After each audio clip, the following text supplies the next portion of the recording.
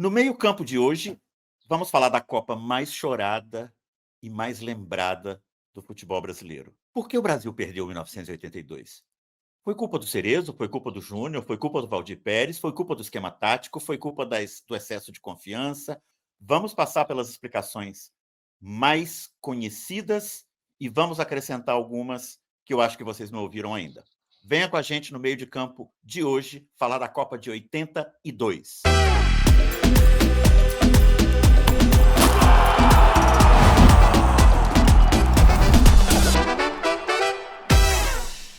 Alô, alô, bom dia, boa tarde, boa noite. Pois é, estamos aqui com mais um episódio do Meio de Campo, o futebol e sua história.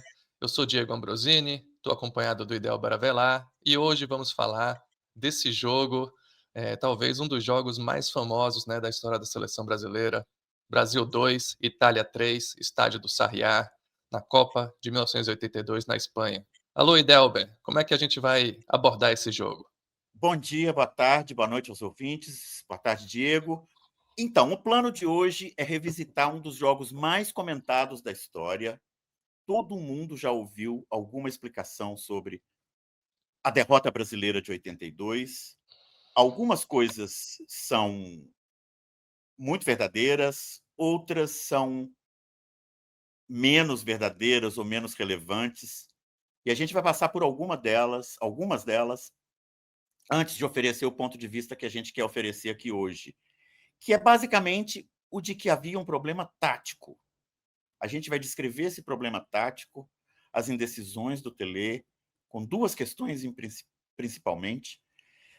Então vamos começar com o legado que essa Copa deixou. Sem dúvida, ela é a mais lembrada, a mais lamentada das derrotas da seleção brasileira, pelo menos das derrotas contemporâneas, né? Tem aí a Copa de 50, que também é muito chorada.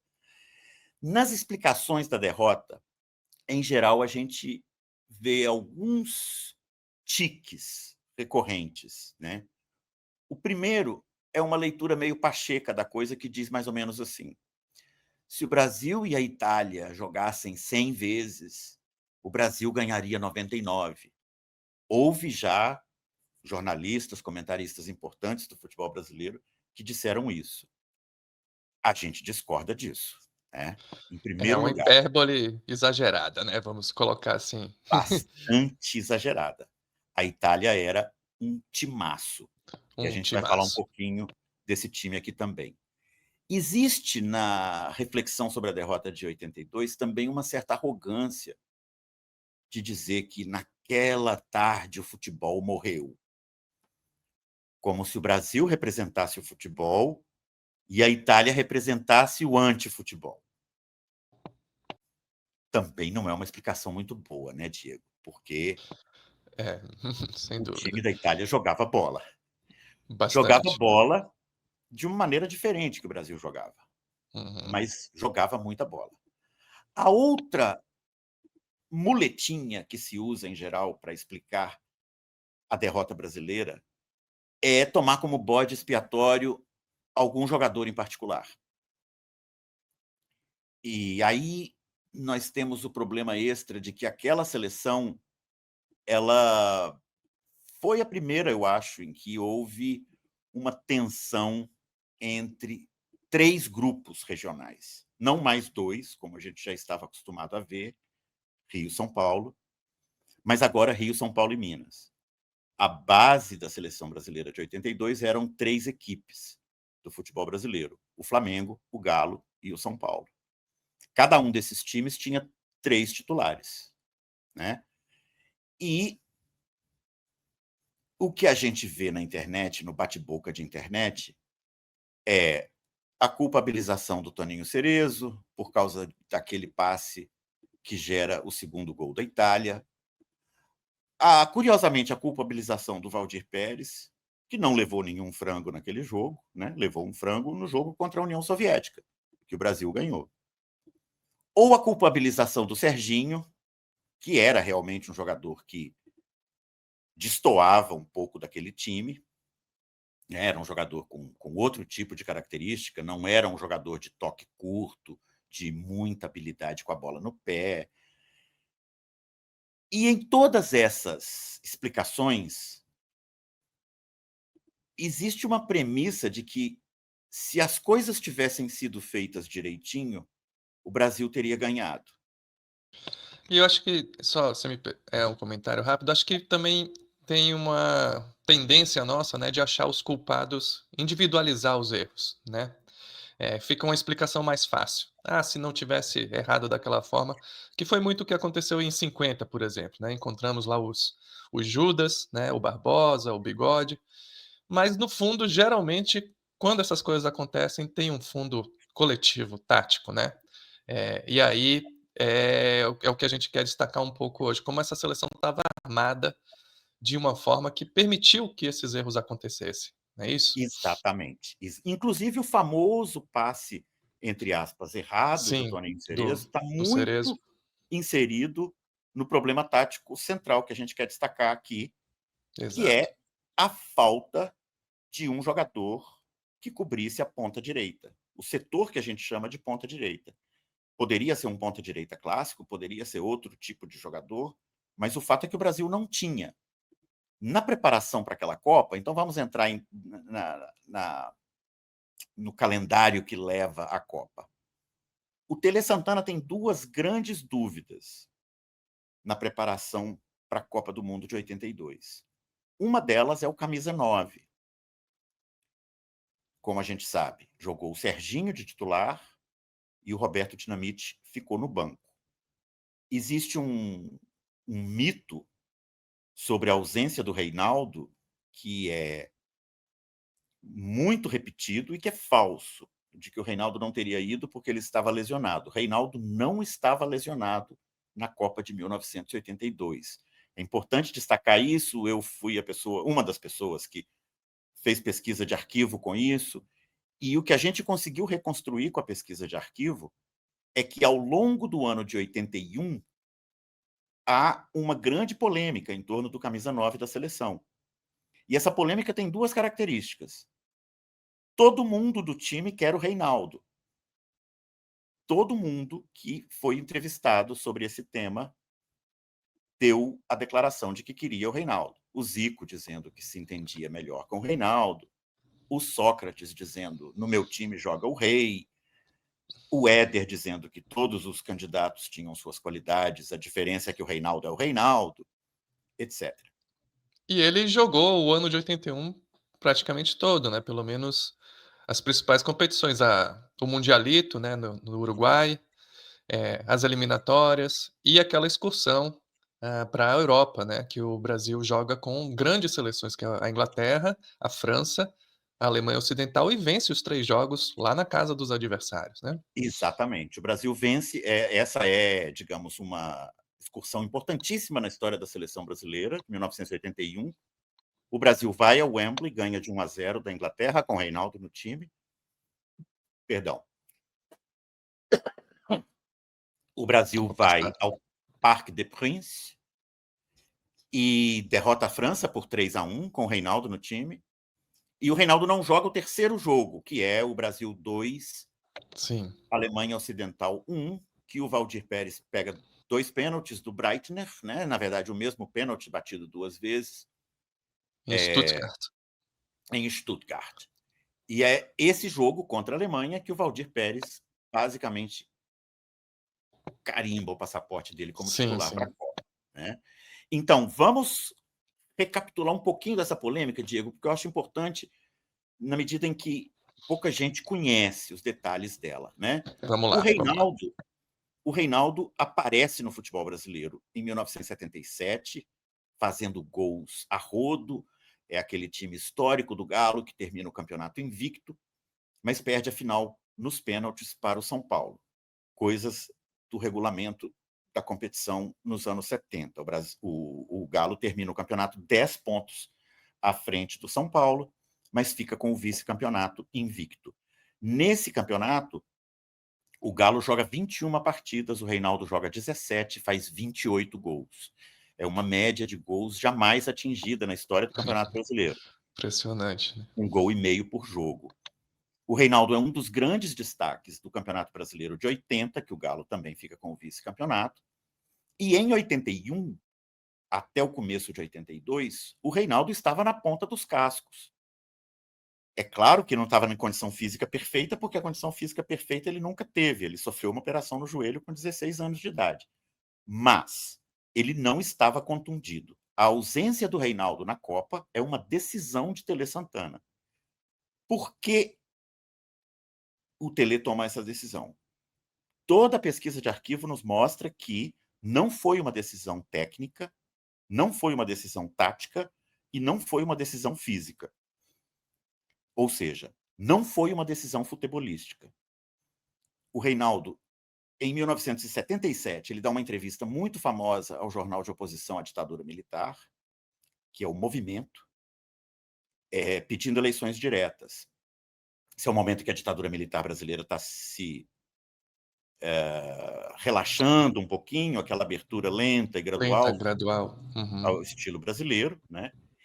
E o Reinaldo aguça uma certa má vontade da CBF, a partir de 80, da CBD antes de 80, com o Galo, coisa que se remonta a um episódio que nós já cobrimos aqui no Pod, que é o amistoso, que nada teve de amistoso, entre Galo e Seleção Brasileira Sim. em 69. Só para, acho que você mencionou que muda o nome, né, era CBD até 79, passa a ser CBF, e também tem uma mudança política, né, porque justamente entre 77 até 79, o presidente da CBD era o Almirante Nunes, Heleno Nunes, que era um militar, né. Uhum. E aí depois, assume a presidência o Julite Coutinho, que tinha sido presidente do América, do Rio, né, era um cara um pouco mais, maleável, vamos dizer assim, né, É um cartola ilustrado, né? Ele não era um ilustrado. bandido. Julito Coutinho Exatamente. não era um Uhum. bandido, o que no caso da CBF já Já é é uma uma grande vantagem. coisa, né? Exato. Já é uma grande coisa. Ele era um homem do futebol, né? Uhum. A grande polêmica no ano de 81, Sim. polêmica criada, eu acho que em grande parte pelo próprio Tele Santana, O tinha a Tele tinha ver, dessas. tinha a ver com o chamado comportamento do Reinaldo. Uhum. E aqui a gente tem que apontar um dado curiosíssimo, que é um homem hétero, como o Reinaldo, sofrendo homofobia. Porque o Sim. Reinaldo era um dos melhores amigos de um radialista muito famoso em Minas Gerais, até hoje muito famoso, Tuti Maravilha, que é abertamente gay. E essa amizade foi tema, foi escândalo, foi muito comentada na época. E o chamado comportamento do Reinaldo, na verdade, era uma mistura de homofobia com conservadorismo político do Tele, que não aceitava que jogadores tivessem opiniões políticas, misturado com algum tipo de fantasia que o Tele tinha sobre o comportamento de pessoas que têm amigos homossexuais. O Tele era muito, muito conservador nesse aspecto, né, dos chamados costumes. E o Reinaldo fica fora, inclusive da lista de 40. A lista de 40, que era apresentada antes da lista de 22, o Reinaldo fica fora dela. E ele participa do Campeonato Brasileiro de 82 até a viagem da seleção. A seleção viaja em maio, ou termina, é convocada e faz a preparação, etc., em maio, e até abril o Reinaldo está jogando. E logo depois que termina a Copa, o Reinaldo joga em Paris pelo Galo contra o Paris Saint-Germain, uma vitória de 3-0, com um gol magnífico do Reinaldo, em que todo mundo ali passou a perguntar por que você não estava na Copa, né? É uma decisão do Tele Santana, uma escolha dele, que, por tudo que nós sabemos, estava informada por reacionarismo, conservadorismo político e homofobia. Em todo caso, vai o Serginho. Você está silenciado, Diego. Perdão. Eu ia só comentar que acho que nessa memória do Reinaldo, das pessoas acharem que ele estava contundido, se confunde muito também com o caso do Careca, né, porque o Careca de fato estava Isso. contundido, e o Careca jogou vários jogos ali em 82 e se contundiu em maio, né.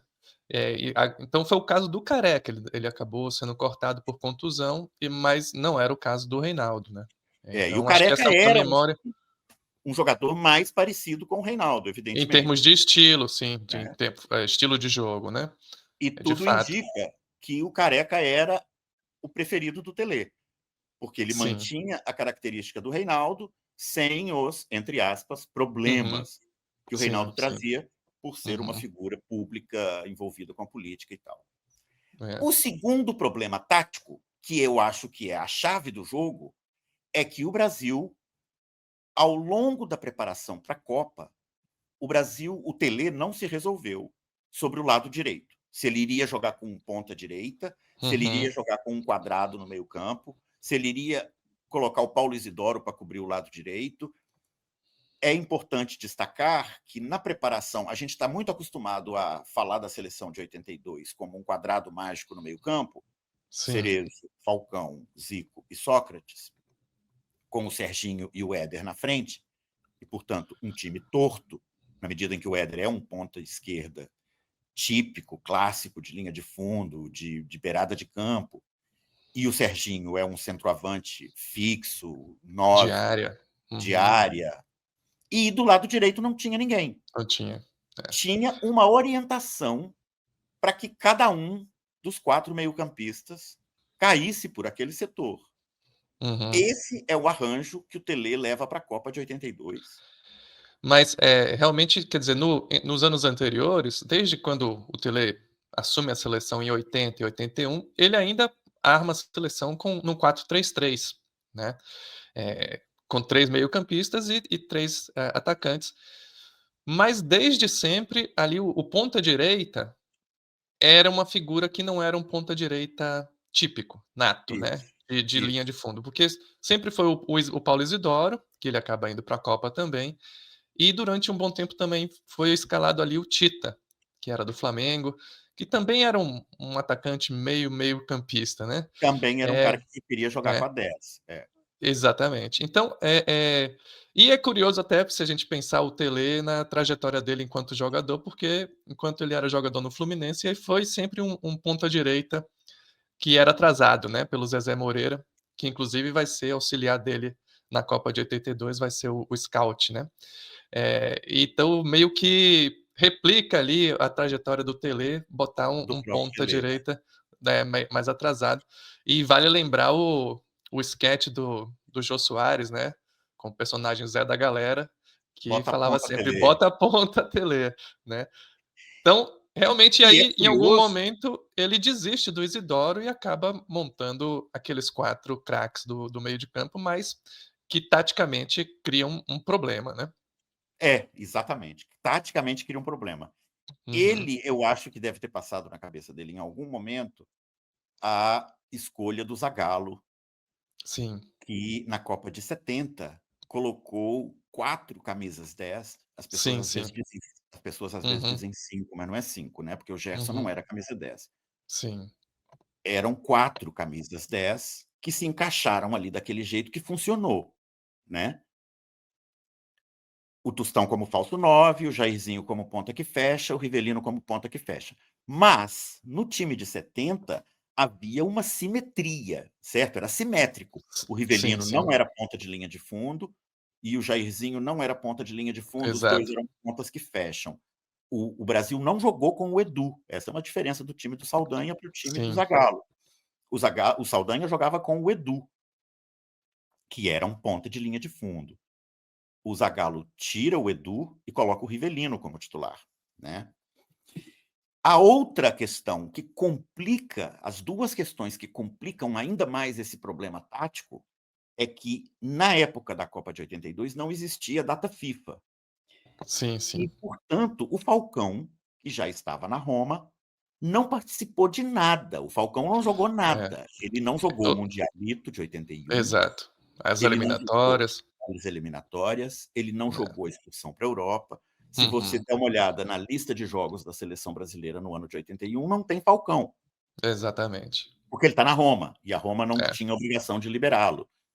Para complicar ainda mais o problema, o Toninho Cerezo estava suspenso para o primeiro jogo da Copa. Ele tinha Isso. sido expulso nas eliminatórias e tinha que cumprir uma suspensão durante o primeiro jogo do Brasil. Então o Cerezo não joga contra a União Soviética. O Falcão acaba entrando aí de uma forma quase aleatória, né, justamente porque o Cerezo não pôde jogar, então o Tele colocou o Falcão, mas ele foi muito bem, né, e fez aquele golaço e aí, acabou sendo eternizado pelo Tele a partir do segundo jogo, né. E no Aquele caso da meio-campo com ponta 4. direita no caso da ponta direita, o Tele coloca no primeiro tempo o Dirceu, O o Dirceuzinho. Dirceuzinho, Uhum. que era um jogador canhoto, Sim, canhotíssimo, sim. que Uhum. tinha jogado inclusive, como a gente já viu aqui, na Copa de 74 e na Copa 74. de 78, pelo lado esquerdo, né. Exato. E nessa O altura Tele estava no Atlético de Madrid, né, o Dirceuzinho. Então também era um jogador que não tinha participado da preparação toda nos anos anteriores, né, em e 80 e na no 81. primeiro tempo, o jogo é muito duro, muito difícil, e a Sim. União Soviética termina ganhando de 1-0 o primeiro tempo, Uhum. Com aquele frango do Valdir com o Pérez, né. frango do Valdir Pérez, né, quer dizer, os 3 gols desse jogo acontecem na mesma trave, né, a Uhum. trave que Sim. está à esquerda das cabines de televisão. Uhum. O Brasil vai para o vestiário perdendo de 1-0, o Tele tira o Dirceu e coloca o Paulo Isidoro. E aí a gente continua com o meio-campo de 3, Falcão, Zico, Sócrates e o Paulo Isidoro, que era um jogador muito disciplinado taticamente, ele ficava do lado direito. Ele Sim, sim. ficava do lado direito e pentelhava o lateral esquerdo adversário, ele cumpria aquela função. O Brasil melhora no segundo tempo, faz 2 gols espetaculares, né, Sim, sim. eh, e ganha o jogo da União Soviética de 2-1. Quando termina esse jogo, para a partida contra a Escócia, o Tele tem um problema, porque o Cerezo, que era a alma do time do Brasil, quem disse isso não fui eu, quem disse isso foi o Zico, em uma explicação tática maravilhosa que tem na internet do Zico, mostrando como funcionava aquele time. É o Zico quem diz. O Cerezo era o pulmão do time, era a alma do time, era quem carregava, era quem fazia a transição do ataque para a defesa. O Cerezo era a peça-chave do meio-campo. E aí o Cerezo tem que voltar.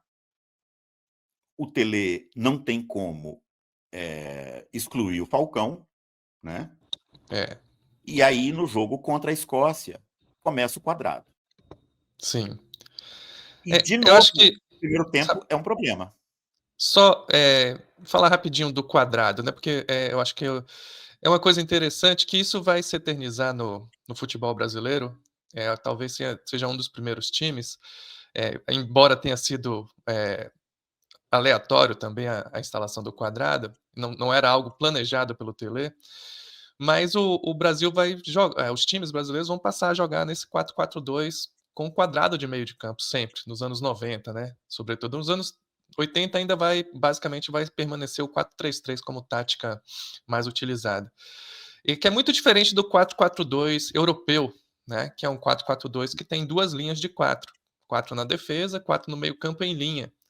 E o Brasil vai usar sempre o meio de campo, em quadrado, com 2 meias mais defensivos e 2 meias mais, armadores, né. Qual a Só diferença de que que nessa e isso, os pode falar da diferença. com a 2 diferenças básicas, né, com relação ao meio de campo, essa seleção especificamente, os 2 que eram jogadores mais defensivos eram o Cerezo e o Falcão, que eram não tinham essa característica só destruidora, eles armavam o jogo o tempo inteiro, né. Então eles iam também para frente. E os 2, que seriam meias armadores, eram, na verdade, 2 pontas de lança, que é o Zico e o Sócrates, né. Então 2 meias muito ofensivos. E no ataque tinha esse desequilíbrio que você já mencionou, né, porque o Éder não era um jogador de movimentação, era um jogador de ficar colado ali na linha da lateral, né, muito mais. E o Serginho, centroavante também mais fixo, né, rompedor, com faro de gol gigante, né, acho que também é importante a gente falar isso, o Serginho, não tinha a mesma técnica dos outros jogadores, mas era um artilheiraço, né? Tanto no São Paulo quanto depois no Santos. Então, acho que é bom também a gente mencionar isso, né? É, Então, claro. quando a gente compara, por exemplo, com a seleção de 94, que também jogava nesse 4-4-2 com quadrado, a gente vê a diferença tanto no meio de campo, que em 94 tinha um meio de campo muito mais plantado e que controlava muito o jogo, né? Não deixava o adversário jogar, quanto nos dois atacantes, que é o Bebeto e Romário, se entendiam e se completavam muito mais do que essa dupla de Éder e Serginho. É isso? Porque os dois eram atacantes de meio, né? Nenhum dos dois era ponta. Exatamente, O, exatamente. o problema do time de 82 é que ele era eminentemente torto, né? Ele era Desequilibrado. eminentemente torto e desequilibrado. Correto. Esse desequilíbrio se deixa notar no primeiro tempo contra a Escócia, Uhum. em que o Zico vai para o vestiário, puto da vida, e diz ao Telê: se for para eu jogar de ponta direita, pode me tirar, porque eu não sei jogar de ponta direita, eu nunca fui ponta direita, não está dando certo. O Brasil vai para o vestiário empatando de 1-1 com a Escócia. Ele sai Que ainda, perdendo. ainda tinha um complicador que o Tele ele falou pro Zico e pro Sócrates, vocês vão rotacionando ali, né? Cada hora um vai lá e marca a ponta direita e, Exatamente. e nenhum dos dois tinha essa característica, né? Exatamente. O primeiro tempo da partida contra a Escócia é um primeiro tempo ruim, em que o Brasil toma 1-0 e dá, digamos, entre aspas, uma sorte de conseguir uma falta bem posicionada para o Zico bater, e o Zico bate e faz o gol, e o Brasil vai para o intervalo Sim. empatando de 1-1. Mas nesse intervalo, o Zico dá um chega para lá no Telê. E o Telê Uhum. faz uma mudança, agora tirando o Serginho e Sim, colocando de novo o Paulo Isidoro. O time sim. de novo melhora com a entrada do Paulo É. Isidoro, Que aí quando ele porque faz essa o Isidoro marca. mudança, ele tira o Serginho, né? O Paulo Isidoro entra na direita e ele coloca o Sócrates para jogar de falso 9. Que era uma coisa que já tinha acontecido antes, né? No Mundialito, por exemplo, o Sócrates estava jogando com a camisa 9. E no Corinthians ele jogava muitas vezes. Então o time fica mais equilibrado com essa Fica formação, né? equilibrado, claro, ele É, fica simétrico, né? O exato. time fica simétrico. Com Falcão, Cerezo e Zico no meio-campo, Sócrates na frente e Paulo Isidoro na direita, o Brasil dá um baile na Escócia no segundo tempo e massacra a Escócia por 3-0 no segundo tempo. A partida termina 4-1. E aí, o Telê firma, em vez dele firmar o Paulo Isidoro como titular, tirar o Serginho, que seria digamos, o mais ou menos óbvio, considerando o material que ele tinha ali, o melhor seria Sim. jogar o Reinaldo, mas como o Reinaldo não estava, o que estava claro ali já Uhum. taticamente é que o Brasil atuava mal quando ele atuava torto, Isso. mais além do problema individual de cada jogador. Não é culpa do Serginho. Nós vamos ver aqui agora o primeiro gol da Itália acontece em cima do Leandro, mas não é culpa do Leandro. Uhum. O Leandro está numa situação de 2-1 o tempo todo, né? No jogo contra a Nova Zelândia, o Tele escala o Quadrado, tira o Paulo Isidoro, não volta com o Paulo Isidoro, escala o Quadrado, escala o Serginho, e o Brasil de novo joga torto. Como é a Nova Zelândia, o Brasil ganha com facilidade, No ganha da segundo tempo ele até faz a mesma substituição, né? Tira o Serginho e bota o Paulo bota o Isidoro, Paulo Isidoro. né? Nesse mesmo. Mas enfim, era a Nova Zelândia, né? Não dava Era a para Nova contar. Zelândia. E aí tem esse jogo que o Brasil ganha muito bem da Argentina, por Sim. 3-1, na Que verdade, era atual campeão do mundo, vale lembrar, né? era Esse grupo era muito complicado, né? Com Brasil, Argentina e Itália. Itália, Era, era classificava-se apenas um, etc. apenas um, né? Né? Então, esse é, digamos, o quadro que a gente vê naquela Copa. Eu sou um grande fã da seleção de 82, sou da geração que realmente começou a estudar futebol e acompanhar futebol e a se entusiasmar de verdade por futebol com essa Copa. E sofri muito, tinha 14 anos de idade, ia completar 14. Sofri muito com a eliminação e acho que na memória das pessoas sobre a Copa de 82 existe muita memória seletiva. Era um timaço, sim, mas há que se lembrar que, com a exceção da Argentina, todas as partidas contra seleções fortes que o Brasil jogou com essa formação torta, ele não ganhou. Ele não Sim. ganhou da União Soviética com a formação torta. Ele Uhum. ganhou da União Soviética no momento que entrou o Paulo Isidoro. Ele não ganhou da Escócia com a formação torta. Ele ganhou da Escócia no momento que entrou o Paulo Isidoro. O que eu estou querendo dizer com isso não é que o Paulo Isidoro era a solução para os problemas. O que eu estou querendo dizer com isso é que a entrada do Paulo Isidoro dava uma simetria ao time que ele não tinha com esse esquema maluco do Tele de dizer a Zico e Sócrates: olha, de vez em quando, cada um de vocês É, dá uma vai lá. caidinha por ali, Uhum. né? E E, isso dá para defens... ser... Pode falar. e defensivamente, vai lembrar que a seleção levou gol também, né? Em todos os jogos. Exceto, claro, da Nova Zelândia. Mas saiu atrás, né? Na maioria do. Não contra a Argentina, mas contra a União Soviética e contra a Escócia. Né? Nós vamos mostrar para vocês como é que se manifesta esse caráter torto do time do Brasil com Uhum. 4 fotos. Então, vou te pedir, Diego, vou pedir a produção para colocar para a gente. A primeira foto é uma foto do primeiro minuto de jogo. E a bola está no campo da Itália, é uma saída de bola da Itália, pelo lado esquerdo deles, pelo lado direito nosso, certo? E nessa primeira Sim. foto, que eu reitero, é do primeiro minuto de jogo, vocês veem 7 jogadores italianos e Uhum. 2 jogadores brasileiros. Em qualquer foto de qualquer naco do gramado, se você tiver um 7 contra 2, é Não vai indício funcionar. é indício de que tem algum problema ali. Como vocês Uhum. podem ver pela foto, é o Zico que está caindo pelo lado direito. Ele está caindo pelo lado direito, mas não muito, né? Pero no mucho, Uhum. porque não é a dele. Ele está cercando a saída de bola da Itália e atrás dele, É o pareado com Leandro 2 italianos, está o Leandro, que está muito nessa afastado. posição, meio com o corpo torto, exatamente por isso, né? Ele está com o corpo torto porque ele não pode olhar só para frente, porque ele tem que cuidar do cara que está indo pelas costas dele. Ele não pode cuidar do cara que está indo pelas costas dele, porque na frente dele tem superioridade Uhum. numérica da Itália, né? Uhum. Se a gente passar para a segunda foto, a gente vai ver que aí agora nós estamos já no campo de defesa do Brasil. E se vocês contarem nessa foto, há mais brasileiros do que italianos nela. Há Uhum. 6 brasileiros nessa foto e 5 italianos, certo? Mas, Não desse de lado do novo, campo. desse lado do campo, mesmo assim, mesmo com um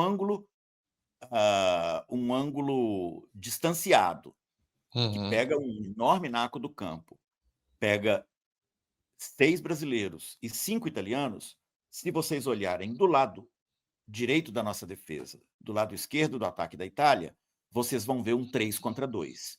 Uhum. Nessa circunstância ali, é o Falcão que está caindo pela direita para ajudar o Leandro. Observem que atrás do Leandro está saindo o Paulo Rossi caindo pela esquerda. Quer dizer, essa queda, essa ida do Paulo Rossi para a esquerda é para puxar a marcação brasileira e deixar um É. buraco, né? E esse lance quase sai o primeiro gol, né? Esse lance quase sai o primeiro gol. Tem O o gol da cruzamento para Itália, o primeiro é, gol da Itália é um gol, é a crônica, a partir dessa jogada. é uma crônica N de uma morte anunciada. Nesse lance, justamente nesse lance especificamente que a gente está vendo na foto, a conclusão é que vem um cruzamento da esquerda e o Paulo Rossi fura, né? Ele fura ali Isso. na marca do pênalti, né? E 2 minutos depois vem o lance do gol, que é a mesma jogada, Igualzinho a esse. só que a Igualzinho bola a vem por esse. cima, né? E ele É, dá uma cabeçada indefensável ali, aquela bola. exato. O lance do gol, que a gente vai ver agora na terceira foto, começa o Uhum, gol italiano, a bola está do lado direito da Itália, do lado esquerdo da nossa defesa, mas o Conte, que é o cara que está dando esse passe que vocês estão vendo aí, ele está dando uma bicuda, na verdade, para o lado esquerdo do sim. campo, Uhum, ele está de cabeça baixa, mas ele sabe que lá do outro lado do campo a Itália tem superioridade numérica. Ele simplesmente faz a inversão de jogo. Quando ele uhum, faz a inversão de jogo, o Cabrini está absolutamente livre. Aí nós vamos para a quarta foto. Na uhum, quarta foto, que é o momento anterior ao gol da Itália, o Cabrini está absolutamente sozinho e, de novo, não é um problema individual, não é erro do Leandro. uhum. O Leandro não errou nada. O Leandro fez o que ele tinha que fazer. Se tem o lateral avançando para cima de você, mas atrás de você tem o ponta esquerda que não está marcado, você está tendo que marcar o lateral e o ponta, você não pode dar o bote no lateral, obviamente, porque ele vai passar a bola para o Sim, ponta e ele vai entrar é. sozinho na área. Então o Leandro fica no meio do caminho, o que dá um espaço enorme para o cruzamento. Esse que vocês veem se deslocando ali de costas para a câmera é o Graziani. O Paulo Rossi está Sim. lá em cima na foto, ele está entrando, em posição legal, como vocês podem ver. Ele está Uhum. entrando. E o Graziani era o cara que estava nas costas do Leandro. Que era o ponta esquerdo.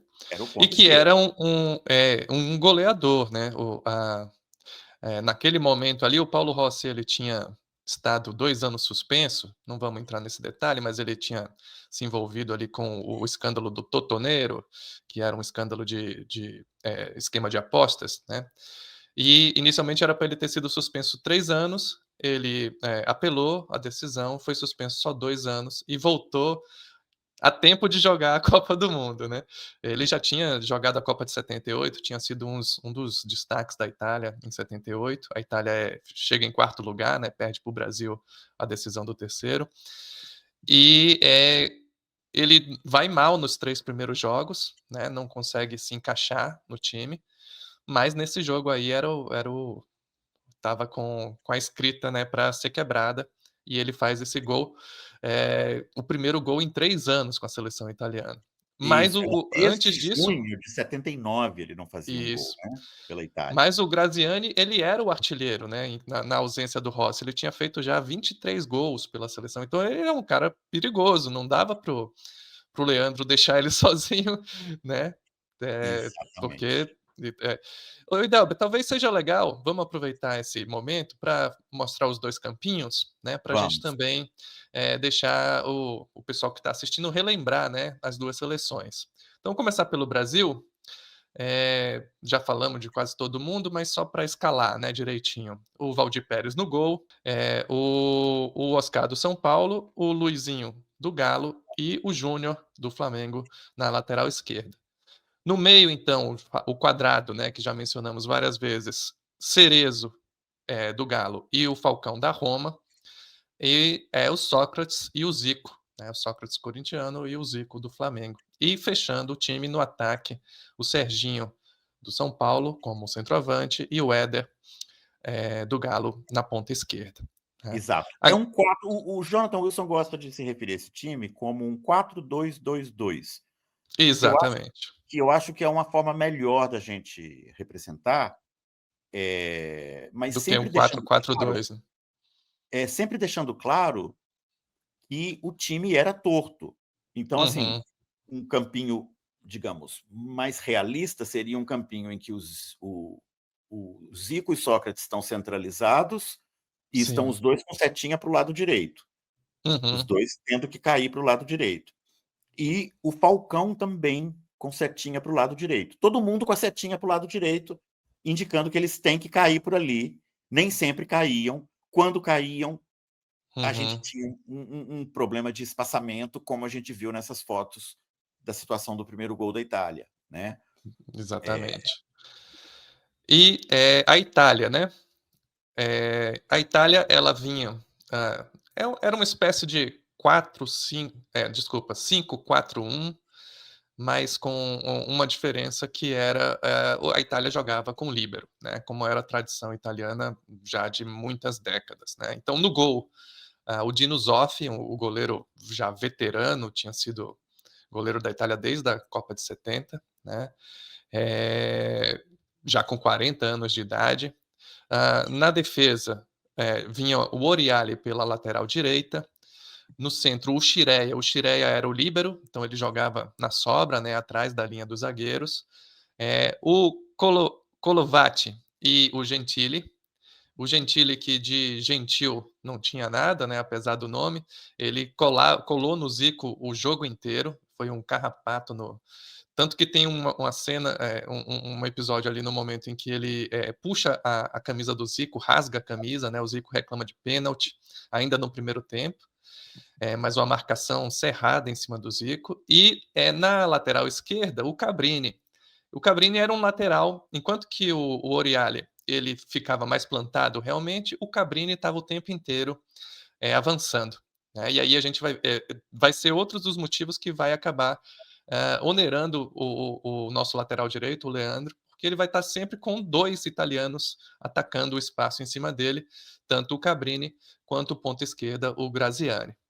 No meio de campo, tinha o Tardelli e o Antonioni, e completando, o ataque, com o Conte pela direita, o Graziani pela esquerda e o Rossi, na centroavância, sendo que os 2 pontas, né, tanto o Conte quanto o Graziani, eles no momento sem a bola, eles, recuavam para formar um 5-4-1, né. Exato, a Itália É, se defendia no 5-4-1. Agora é importante exatamente. lembrar que quando a Itália recuperava a bola, o Scirea, que era líbero, ele tinha a Subia. liberdade de virar Uhum. volante. Então, assim, Exato, a Itália joga no 4-3-3 quando ela tem a bola.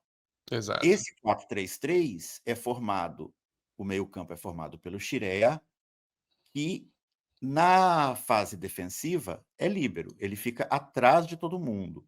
Uhum, Como a Itália jogou, com um jogador fazendo marcação individual, que era o Gentile, fazendo marcação individual no Zico, uhum. eles podiam fazer essa marcação e ainda manter uma linha de 4 atrás, Sim, porque estava lá o Scirea. Quando a Itália recuperava a bola, o Scirea virava volante. Isso é uma tradição italiana, sim. que também, assim, o líbero está lá atrás, fazendo o trabalho dele de limpar a sobra, quando o time está defendendo.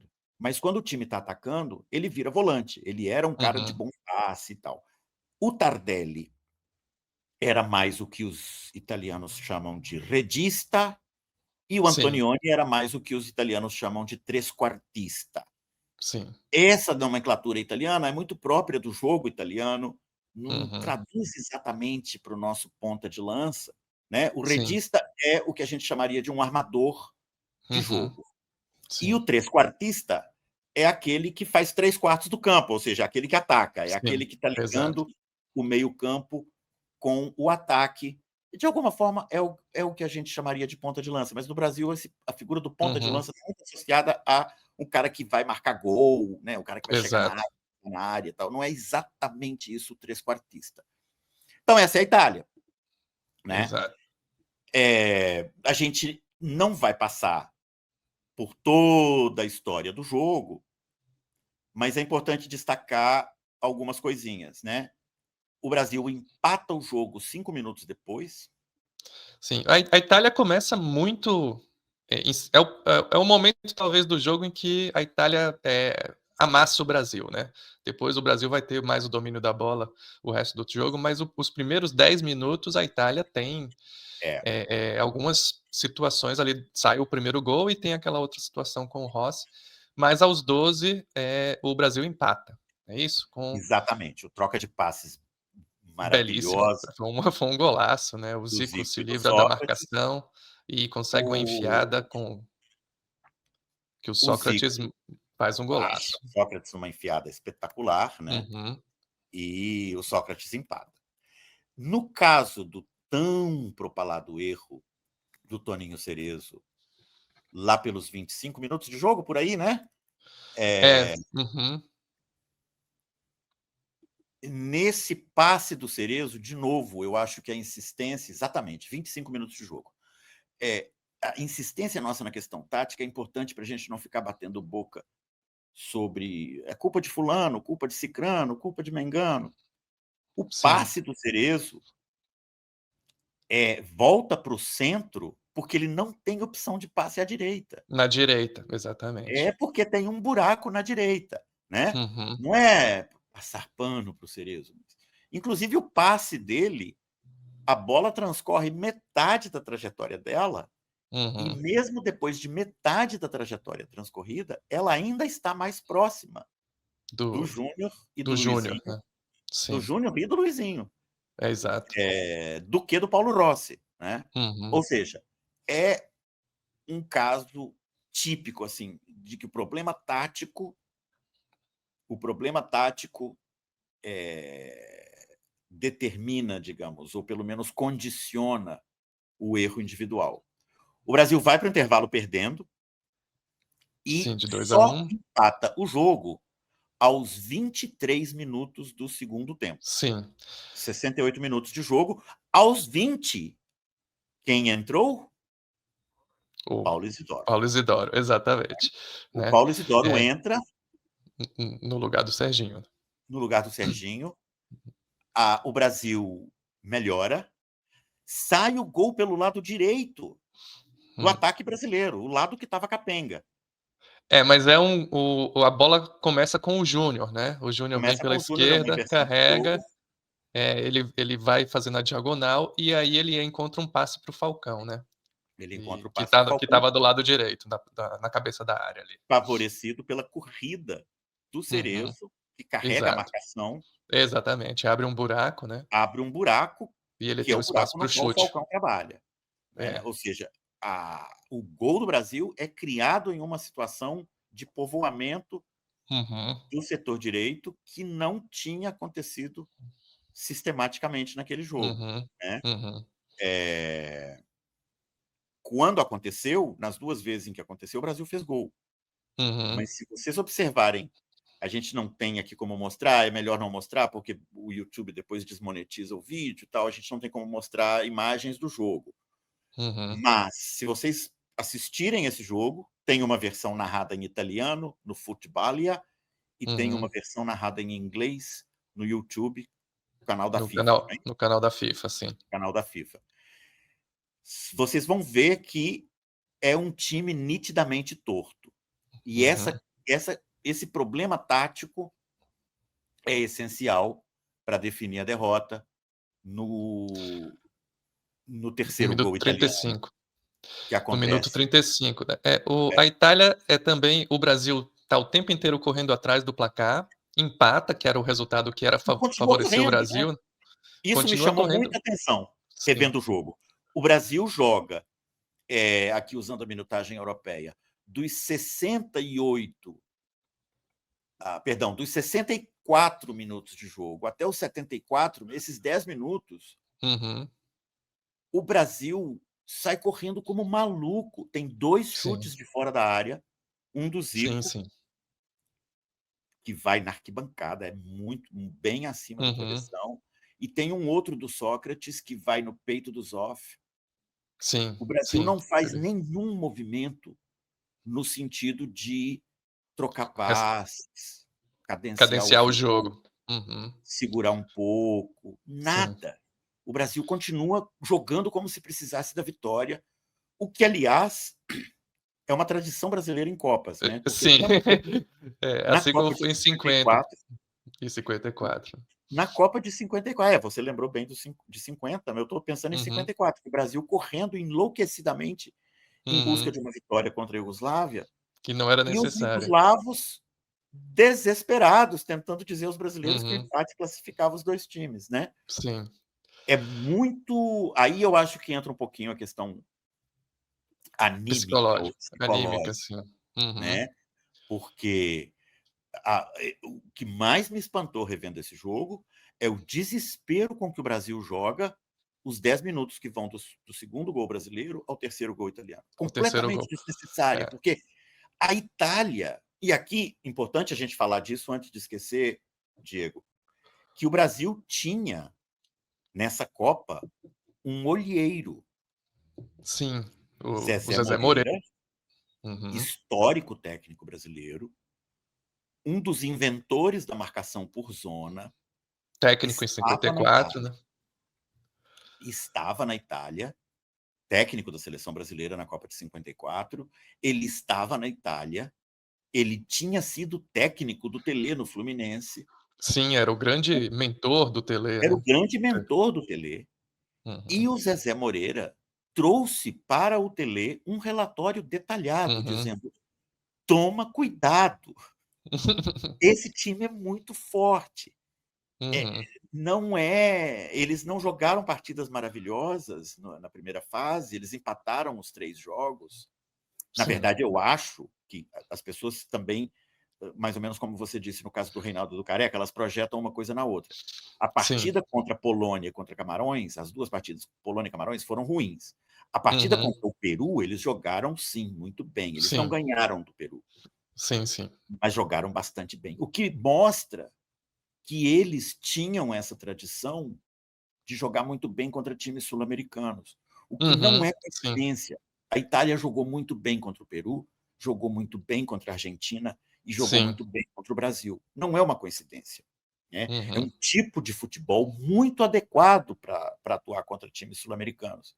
uhum, E a incapacidade do Brasil de variar a sua forma de jogo, né?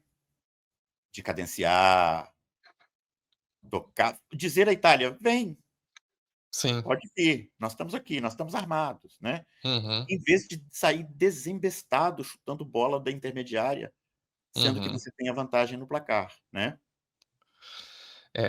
Então aí vai sair o gol vai sair do escanteio, né? É, Um dos tudo. poucos momentos que a Itália avança, né, É, acaba saindo a bola pela linha de fundo. O Acho que o Antonioni cobra, não lembro quem cobra o escanteio, um escanteio aberto, a defesa consegue afastar, mas o Tardelli, se não me engano, acerta um chute ali da cabeça da área e o Paulo Rossi, muito oportunista, dentro da pequena área, ele dá um totozinho e desvia a bola, tira completamente do goleiro, né. E ele aí está sozinho, mas habilitado. não, sim, sim, não estava impedido, né, mas Não estava estava impedido. Ele estava completamente sozinho. Não, eu estou reforçando o que aham, você disse, que é um paradoxo, né? Meio exatamente. bizarro. Estava completamente sozinho na pequena Mas área em condição de jogo. e o Júnior exemplificando ali uma regra Uhum. universal do futebol, né? Que é o jogador que levanta a mão para É pedir o aquele impedimento é o que tá dando condição, né. é o que está dando condição ao atacante. Uhum. É, E depois do depois gol, a Itália ainda faz um quarto gol, né. faz um quarto gol legítimo. É, a Itália, É isso é que uma coisa que pouquíssimos pouca gente brasileiros lembra, né. se lembram, porque vale a pena mencionar que a gente não coloca nenhuma responsabilidade no árbitro, né? Uhum. Sim, Esse é um árbitro israelense, era um árbitro israelense muito respeitado já muito na Copa de respeitado. 70. Ele dirige Brasil e Inglaterra Sim, que o Brasil ganha 1-0. e E dirige Brasil e dirige Itália sim, 78, que eu já na mencionei. Copa de 78. A decisão do terceiro lugar também é esse árbitro. Uhum. Ele anula E equivocadamente um gol da Itália, que seria o 4 a é, 2 estava legal, foi um gol do Antonioni, não foi do Isso, Paulo Rossi, né. é um gol E legal. ele estava em condições, mas é marcado impedimento. E quase no último minuto tem uma cabeçada, acho que do Oscar, Do Oscar, a que famosa do cabeçada Oscar, do né, Oscar, que e o o Diniz Zoff agarra pelo defende. rabo. É, Uhum. ele Em pega a cima da bola pelo linha rabo, quase. né. É. Então vamos encaminhar a conclusão? Vamos lá, então, É né, isso. Uma boa forma de olhar, eu acho, que é não esquecer a bode expiatorização de jogadores individuais, né. uhum, O problema, o centro fulcral da derrota brasileira ali é tático, não é físico, não é técnico, não é político, uhum, não é arbitragem e não são falhas individuais, né. uhum, As falhas individuais acontecem porque existe um contexto tático que favorece, né, ou que condiciona que elas aconteçam, né, essas falhas. a ausência do Reinaldo é uma parte importante do problema tático, né? Porque com o Reinaldo no time, a equipe jogaria de outra forma, né? O Teria Reinaldo muito não era. mais toque, né, de bola Muito mais entre toque. ele e Exato. os dois pontas de lança, Para dar um exemplo Zico e simples, Sócrates.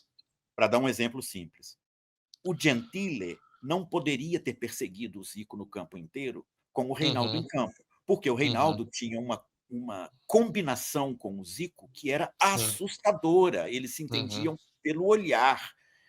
E com o Reinaldo a 30 centímetros, a 40 centímetros, a 1 metro dele, o não ia dar. Gentili podia colar o tanto que ele quisesse no Zico. Um toque do Uhum, Zico e um toque do Reinaldo, pronto. Tá, o Gentili já vendido. foi, já tá o Gentili vendido, né? Isso, Uhum, obviamente, era impossível de se fazer com o Serginho. O sim. Tele é um dos meus grandes ídolos.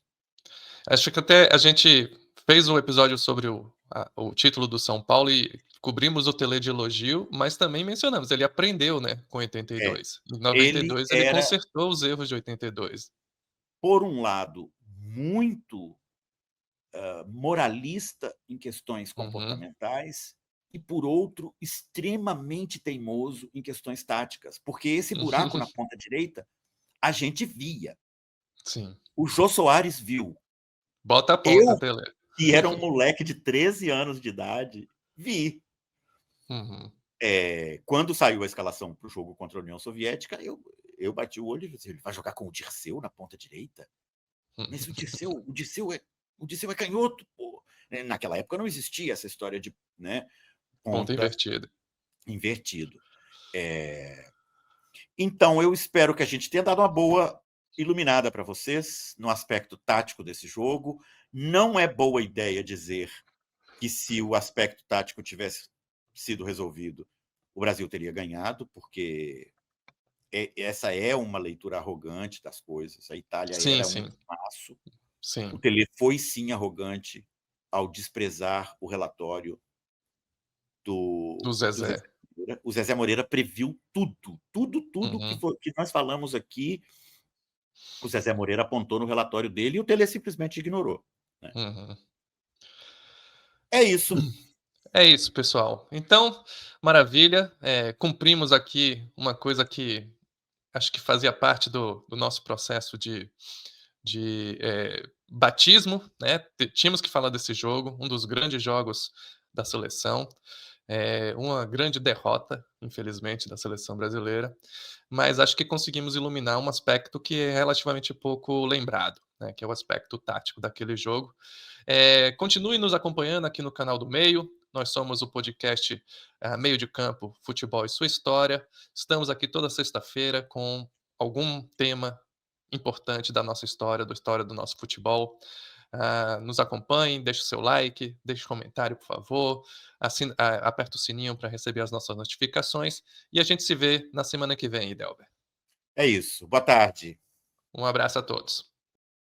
Essa semana está rolando uma oferta imperdível aqui no Meio. Por apenas R$ 2,99, isso mesmo, R$ 2,99 no primeiro mês, você experimenta tudo o que o Meio Premium oferece. É a oportunidade perfeita para conhecer nosso streaming, que tem um catálogo diferenciado. São produções originais como Ponto de Partida Série, com episódios sobre o conflito Israel-Palestina e a sociedade que o algoritmo criou. Tem também filmes como Democracia, Uma História Sem Fim, programas de entrevista com grandes nomes conversando de política à espiritualidade e uma grade sempre atualizada. E não para aí. Quem assina recebe 2 newsletters especiais com diferentes perspectivas sobre os principais assuntos do Brasil e do mundo. Ganha desconto nos cursos e participa de uma comunidade que pensa, dialoga e troca sobre os mais diversos assuntos. Tudo isso por R$ 2,99. É menos que um café. A promoção é só essa semana. Aproveita agora.